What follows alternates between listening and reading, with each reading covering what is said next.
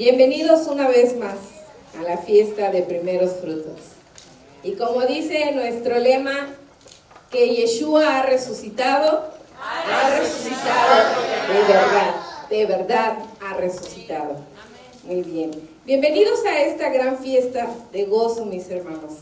Sabemos que el proceso de la siembra hasta la siega es un tiempo de muchas emociones. Desde elegir la tierra adecuada para sembrar y sembrar, hasta cuidar de la siembra de los depredadores y las plagas, y hasta poder cosechar el precioso fruto de la siembra. Este proceso requiere mucha paciencia y confianza en el trabajo hecho, pero sobre todo requiere algo en particular. ¿Qué es? Bueno, ya dijimos que requiere mucho esfuerzo y trabajo, pero ¿qué requiere? Dedicación. Dedicación, pero algo más.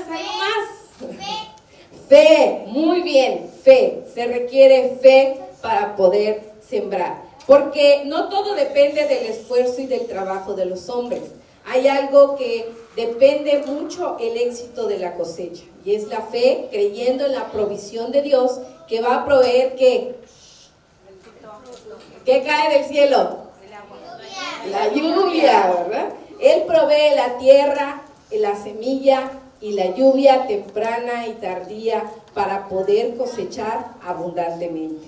Entonces, en este proceso el agricultor pasa muchas emociones, y una de ellas es la frustración, la inseguridad y el temor por la siembra, de la incertidumbre si dará fruto y si dará buen fruto, ¿verdad? Porque puede dar fruto, pero puede no ser buen fruto. Entonces, nadie trabaja más duro que el agricultor, y simultáneamente nadie tiene mayor inseguridad sobre su trabajo que el agricultor que trabaja duro para este tiempo de la siembra. Pero cuando ha venido ya todo este proceso terminado, viene el gran gozo de la cosecha. Muchos de nosotros tal vez tenemos alguna experiencia acerca de ser agricultores. Los que han sembrado en sus casas han visto el proceso de crecimiento de una planta hasta poder cosechar el fruto. Y aunque a veces es una sola hortaliza, vamos a decir, la cual sembramos y la cual da el fruto, nos regocijamos grandemente por ese solo fruto que ha dado, ¿verdad? Entonces, el día de hoy nos reunimos precisamente para celebrar el gozo de la cosecha de ese fruto.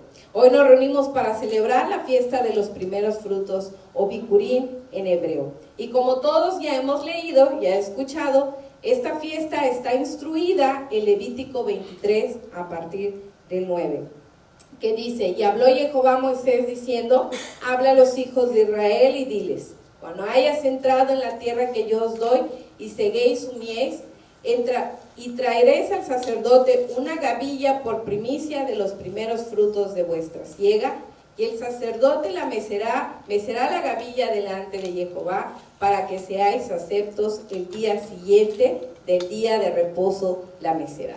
Hoy no es el primer día de la semana cualquiera.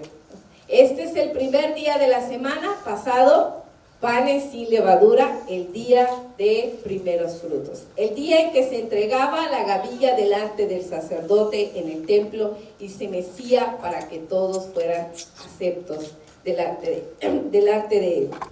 Y dice el 14, sigue: no comeréis pan, ni grano tostado, ni espiga fresca, hasta este mismo día, hasta que hayas ofrecido la ofrenda a vuestro Dios.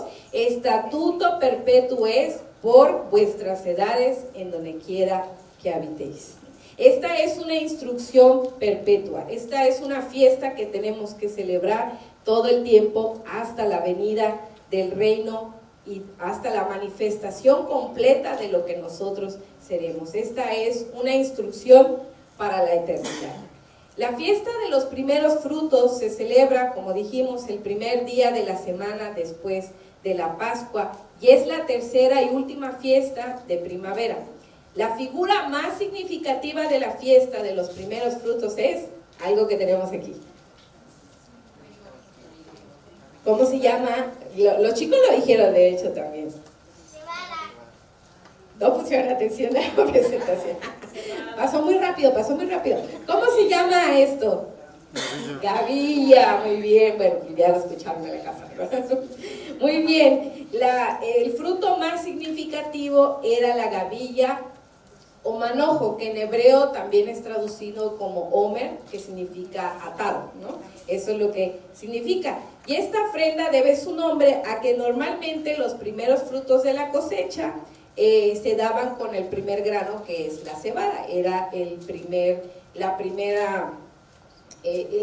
grano en madurar, era el primer grano.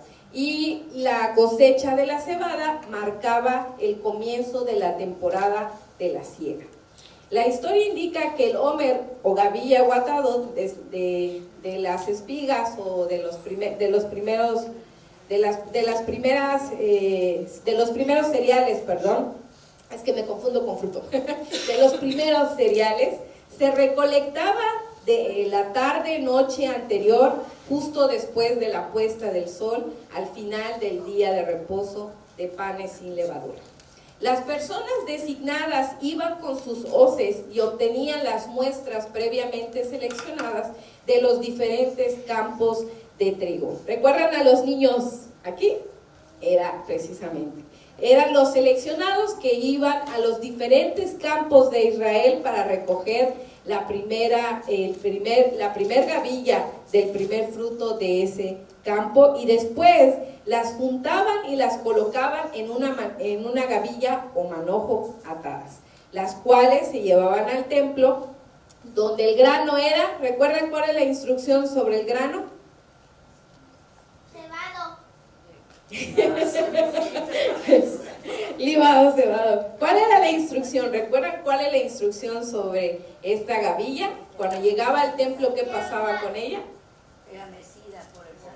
Era mecida por el sacerdote y después, ¿recuerdan la instrucción? En Levítico 2. Era aventado, tostado y machacado en un mortero, y después el sacerdote lo agitaba delante de Jehová y rociaba sobre él incienso para que fuera acepto como ofrenda delante de Jehová. Entonces, esta gavilla es la que se presentaba ante el templo y ante el sacerdote en la entrada del lugar santísimo. Y el tiempo de la cosecha en Israel fue una temporada de gran regocijo. Hasta el día de hoy los kibbutz, que son los agricultores del pueblo de Israel, hacen una gran fiesta de celebración en cuanto a la conmemoración de la fiesta de primeros frutos o Bikurim. Y ellos presentan todas sus ofrendas obtenidas durante la cosecha. Entonces, como dijimos, esta era una gran fiesta de regocijo en Israel, ya que el pueblo se dedicaba principalmente a la agricultura. Luego de la gran impresionante fiesta de las ofrendas, imagínense todos los campos sembrados en Israel en la ofrenda de Bikurim, Jerusalén se convertía en una ciudad solemne de alegría y gozo, de acuerdo al mandamiento que en Deuteronomio 26:11 nos dice: y te alegrarás por todo lo bueno que el Señor tu Dios te ha dado a ti, a tu casa, tú, el levita y el extranjero que se encuentre dentro de tu casa. No había en Israel quien no tuviera gozo en este tiempo de la fiesta de primeros frutos. En la fiesta de las primicias, la gavilla, la primera gavilla cosechada representaba la buena cosecha. Se creía que si la gavilla era buena, toda la cosecha iba a ser buena.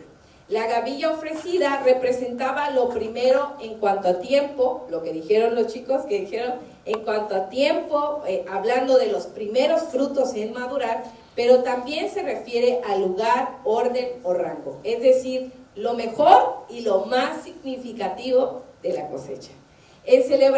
La celebración de primeros frutos es un gran significado para nosotros como creyentes, ya que presenta a Yeshua, nuestro Mesías, como el primer fruto, la primer gavilla ofrecida ante el sacerdote y ante Jehová nuestro Dios, ante el templo, para poder ser aceptos de esta cosecha. Esta es una fiesta muy importante para nosotros como creyentes, ya que representa a Yeshua como el fruto de la resurrección. El primer fruto de la resurrección, siendo Él el primero en todo. Colosenses 1, 15, 18 nos dice: Él es la imagen del Dios invisible, el primogénito de toda la creación. Él es antes de todas las cosas, y todas las cosas en Él subsisten.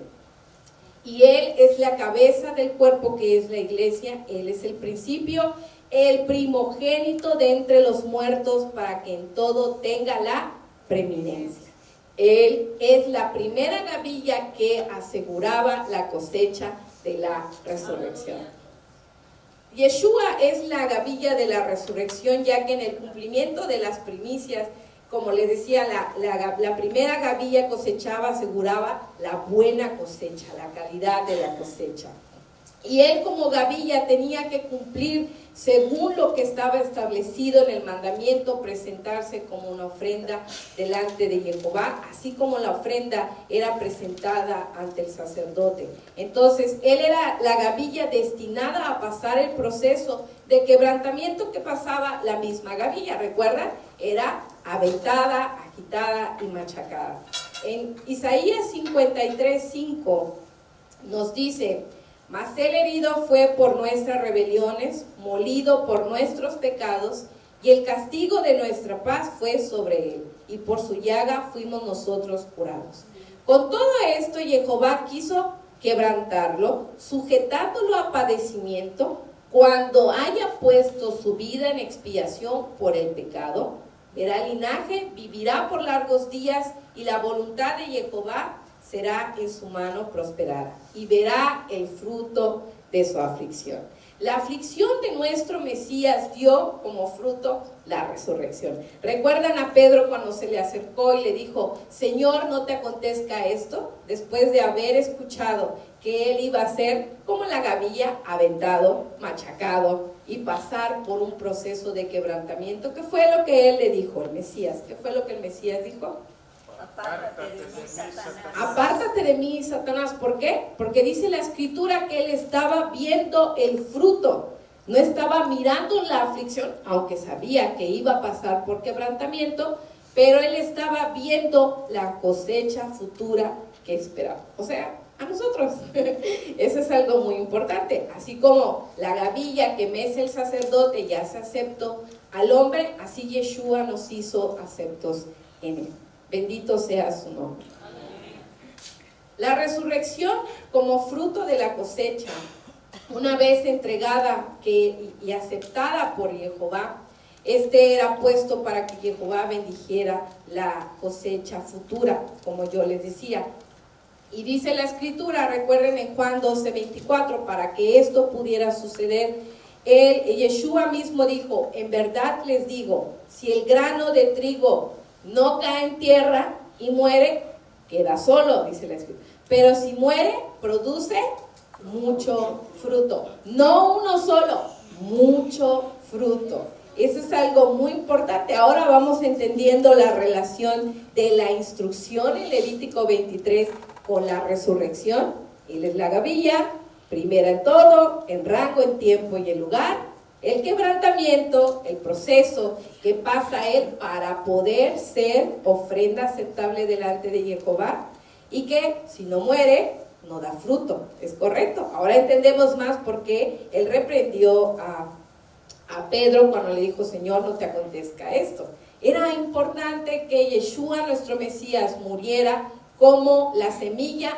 No puede dar fruto si no muere, si no cae en la tierra para después producir el árbol y luego los frutos. Era imposible, era necesario que él pasara por esto.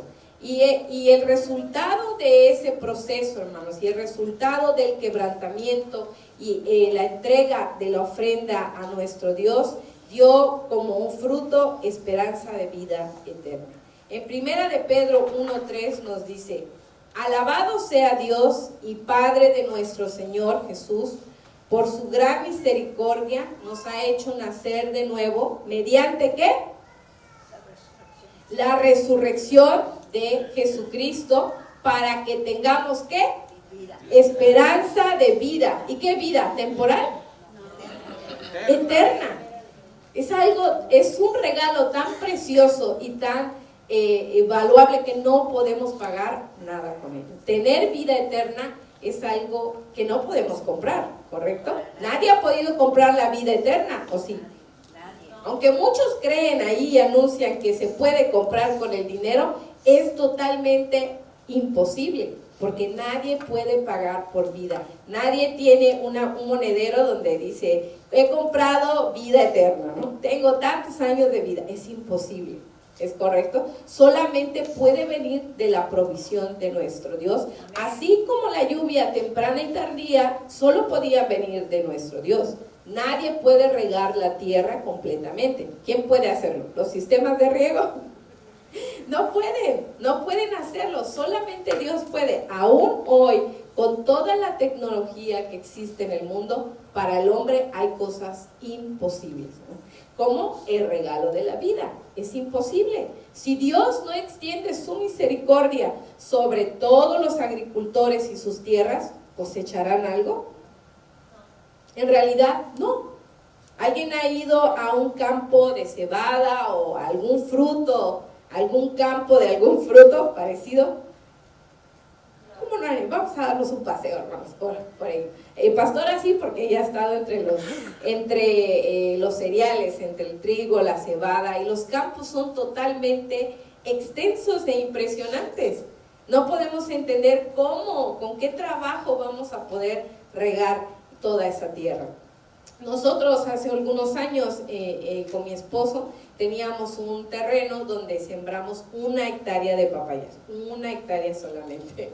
Y el proceso fue, yo ahora entiendo la escritura, el proceso fue tan duro ver crecer una planta y que diera fruto, hermanos, fue algo tan duro y era solamente 1 hectárea. Y era tanto esfuerzo, tanto trabajo invertido para que diera un solo fruto. Pero cuando la planta creció y maduró, dio fruto abundantemente. Entonces, entendemos que la vida que nuestro Dios nos dio a través de este proceso de quebrantamiento hasta llegar a poder dar el fruto de la resurrección es algo muy importante para nosotros. Por ese motivo estamos nosotros aquí. Y ahora yo les pregunto, ¿cómo garantizamos la esperanza de nueva vida? ¿Cómo estamos seguros que realmente nuestro Dios nos ha dado esa vida eterna o esa esperanza de vida? ¿Cómo sabemos eso? Porque solo el Espíritu Santo nos da la seguridad. ¿Cómo? Solo el Espíritu Santo nos da la seguridad de nuestra salvación. ¿Están seguros? ¿Están seguros? ¿Qué nos garantiza o cómo nos garantiza nuestro Dios y nuestro Mesías la esperanza de nueva vida? Pastores, no aplica para contestar. Bueno, veremos. Lucas 24. Ahora vamos a estudiar un poquito más después de habernos introducido a la fiesta de primeros frutos. Ya imagino sus caras. ¿Qué no? Ya habíamos empezado. Sí, ya comenzamos. Muy bien, ya están en Lucas 24, 24:1, de hecho. Del 1 al 7. Lucas 24, de 1 al 7. ¿Ya estamos listos? Dice, el primer día de la semana, ¿a qué le suena eso? A la fiesta de Bicurín o a la fiesta de primeros frutos. El primer día de la semana, muy de mañana, vinieron al sepulcro trayendo las especias aromáticas que habían preparado y algunas otras mujeres con ellas. Y hallaron removida la piedra del sepulcro y entrando no hallaron el cuerpo del Señor Jesús. Aconteció que estando ellas perplejas por esto, y he aquí se pararon junto a ellas 2 varones con vestiduras resplandecientes. Y como tuvieron temor y bajaron el rostro a tierra, les dijeron, ¿por qué buscáis entre los muertos al que vive? No está aquí, sino que ha resucitado. Acordaos de lo que os habló cuando aún estaban en Galilea, diciendo, es necesario que el Hijo del Hombre sea entregado a manos de hombres pecadores y que sea crucificado y resucite al tercer día. Entonces, ¿cómo nos garantizó Yeshua, nuestro Mesías, la esperanza de vida eterna? que no está en la tumba. ¿Es correcto? Que no está en la tumba. Como le dijeron los ángeles, ¿por qué buscas al que vive entre los muertos? No está ahí. Las tumbas de todos los líderes religiosos en esta tierra están en un lugar en específico. Todos tienen un lugar donde adorar a Buda, a Mahoma y todos los diferentes líderes religiosos de esta tierra. Pero Yeshua no tiene un lugar donde podamos ubicar sus restos, porque Él no está ahí. Dice la Escritura en 1 Corintios 15, pero si se predica de Cristo que resucitó de los muertos, ¿cómo dicen algunos de vosotros que no hay resurrección de los muertos? Eso quiere decir que Yeshua tendría que estar todavía en la tumba. Muchos decían, como no vieron a Yeshua, que Yeshua todavía estaba en la tumba, todavía estaba en el sepulcro. Pero Pablo les dice, ¿cómo dicen algunos que Yeshua no ha resucitado y aún está entre los muertos? Dice, porque si no hay resurrección de los muertos, tampoco Cristo resucitó y tendríamos que ir a visitar su tumba y sus restos. Y si Cristo no resucitó, ¿qué dice? Vana es entonces nuestra predicación y vana es también vuestra fe. El agricultor estaría sembrando en vano, porque no daría fruto, moriría el fruto. ¿Qué agricultor pondría una semilla en una tierra donde sabe que no va a producir? Nadie, ¿verdad? Es correcto, nadie lo haría. Dice, y somos hallados falsos testigos. Si la resurrección no hubiera ocurrido, vana sería nuestra fe y seríamos falsos predicadores de la verdad y de la vida eterna. Mucha gente nos dice, es que nosotros no vemos, porque esa es la garantía de la esperanza, el no ver la tumba y los restos del Mesías. Porque si lo viéramos, entonces nuestra predicación sería un fracaso, sería un fraude para todos, porque no podríamos ofrecer ni garantizar lo que el hombre no puede comprar, que es vida eterna. ¿Es correcto? Dice, porque hemos testificado de Dios que Él que resucitó a Cristo, al cual no resucitó, dicen muchos, ¿no? Si en verdad los muertos no resucitan. Si los muertos no resucitan, dice Pablo, entonces Cristo obviamente no resucitó, porque Él es la gavilla, el primero después de toda la cosecha. Porque si los muertos no resucitan, tampoco Cristo resucitó. Y si Cristo no resucitó, dice nuevamente, vuestra fe es vana. Y aún estás ¿en qué? En vuestros pecados. Si la resurrección no hubiera ocurrido, estaríamos condenados a la muerte. No podríamos obtener la vida eterna. ¿Por qué? Como dice, porque estamos muertos en nuestros pecados y en nuestros delitos. ¿Recuerdan cuando un hombre se le acercó a Yeshua y le dijo, te seguiré, pero permíteme ir a enterrar a mis padres? ¿Se acuerdan la frase que Yeshua le dijo a aquel hombre? ¿Cuál fue? Que los muertos entierren a sus muertos. Hay gente caminando en esta tierra que está muerta, porque no hay esperanza de vida, porque no creyeron en la resurrección.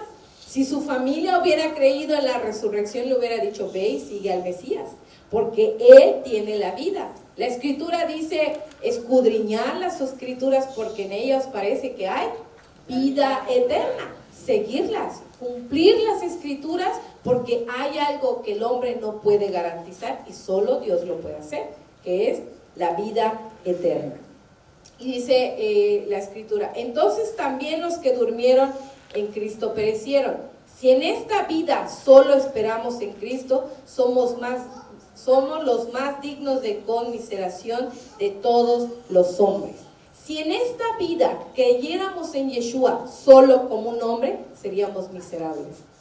Así como son las religiones en este mundo, que tienen una tumba y los restos de sus líderes donde adorar. Es miserable, ¿por qué? Porque no pueden garantizar lo que el hombre quiere y persigue, la vida eterna. Seríamos los más, ¿cómo dice aquí? Los más dignos de toda lástima.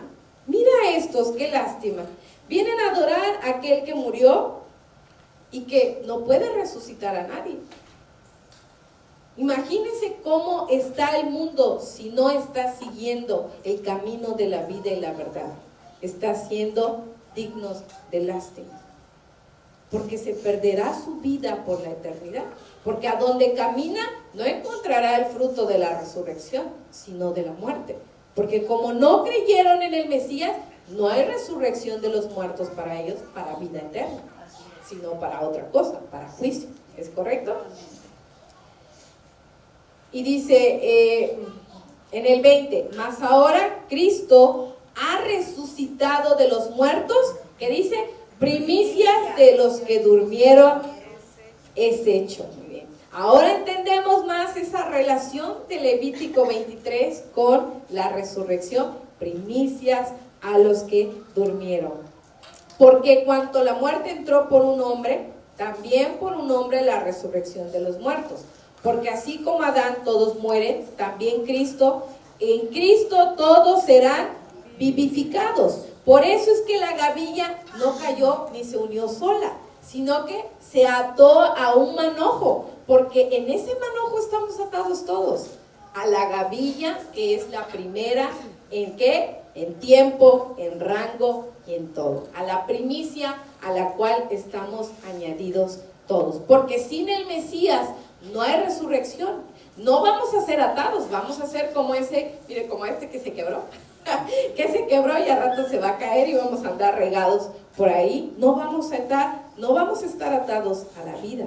Eso es algo muy importante para nosotros, hermanos, que aprendamos a estar atados a la vida, atados al Mesías, atados a la congregación también que el Mesías destinó, estando juntos. Nadie va a obtener la resurrección estando solos, porque ni el Mesías mismo resucitó solo. Recuerdan que cuando Él resucitó, dice que muchos se levantaron, los escogidos se levantaron con Él, porque dice el mandamiento que ningún israelita debería presentarse con las manos vacías como ofrenda. Entonces Él se levantó como la primera gavilla y con Él la ofrenda que era los que habían resucitado con Él, atando la gavilla y el manojo, no resucitando solo, sino cumpliendo el mandamiento tal y como estaba establecido. Por eso es tan importante, hermanos, tomar seriedad en las fiestas, en las grandes fiestas, porque nos dan a entender el principio de la vida y de la vida eterna, no cualquier cosa. Estamos persiguiendo en este mundo la vida eterna, no cualquier cosa.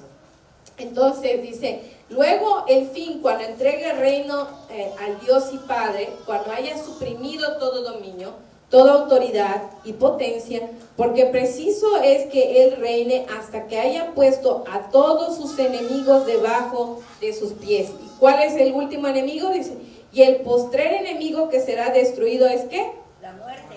La muerte, exactamente. Entonces, todos los que están en la tumba adorando a los restos tienen un problema.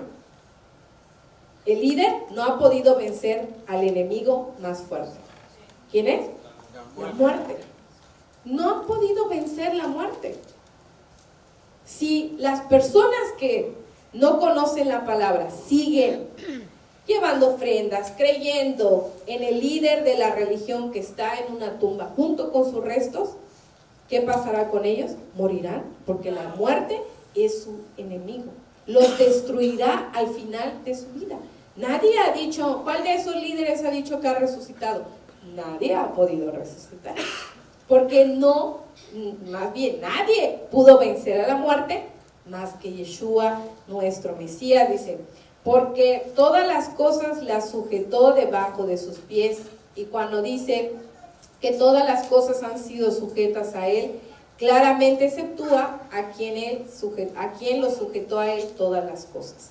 Entonces, pero dice la Escritura, pero luego que todas las cosas le sean sujetas, entonces también el mismo Hijo se sujetará al que lo sujetó a Él todas las cosas, para que Dios sea todo en todos. En todos al final, la esperanza de la vida eterna. Un hombre que era creyente al Islam se convirtió precisamente y creyó en el Mesías, porque él había escuchado en su religión que él era un profeta, él sabía que era un profeta. Y ellos también tienen un mandamiento de visitar las tumbas de sus líderes. Y cada año suben y ahorran muchísimo dinero para poder hacer esos viajes. Y mientras él estaba en Jerusalén, dando su tour, investigando y viendo y visitando y rindiendo tributo a sus líderes, miró una fila muy larga. Y le llamó la atención que había una fila muy larga y él se enfiló para saber qué era, ¿no? Y cuando él se acercó, escuchó que las mujeres decían que iban a visitar la tumba de Yeshua. Y él dijo, ay, yo conozco a ese hombre, es un profeta, nos han predicado acerca de él. Entonces cuando él se acercó con las mujeres, le dijo, ¿hacia dónde se dirigen? Vamos a ver la tumba del Mesías. Entonces él esperó con ellas. Pero llegando a la tumba, entró y se dio cuenta que estaba vacía. Y él le preguntó a las mujeres, ¿dónde están los restos del profeta? ¿Por qué no descansan en la tumba? Y ellas voltearon y con gran asombro le dijeron, ¿no sabes lo que ha pasado? como los ángeles, ¿no saben qué ha pasado, mujeres? ¿No escucharon el mandamiento que Yeshua iba a resucitar? Y ellos le contaron, el Mesías, Yeshua, no está aquí porque la Escritura dice que ha resucitado. Entonces él cayó en un gran asombro y un shock, porque cuando llegó a visitar la tumba de Mahoma, dice, ¿cómo Mahoma está aquí? Y el profeta Yeshua no está aquí. Dice, yo buscaré a Yeshua porque él resucitó de los muertos, dice. Pero mi profeta sigue aquí en la tumba con sus restos. Dice, no me va a garantizar nada. Entonces yo mejor voy y tomo la enseñanza de Yeshua, dijo, porque él me va a garantizar la vida. Qué inteligente hombre, digo, ¿verdad? Porque este mundo puede buscar en la tumba, pero ¿qué le dijeron los ángeles? ¿Por qué buscas al que vive entre los muertos? Yeshua no está entre los muertos. Yeshua está entre los vivos.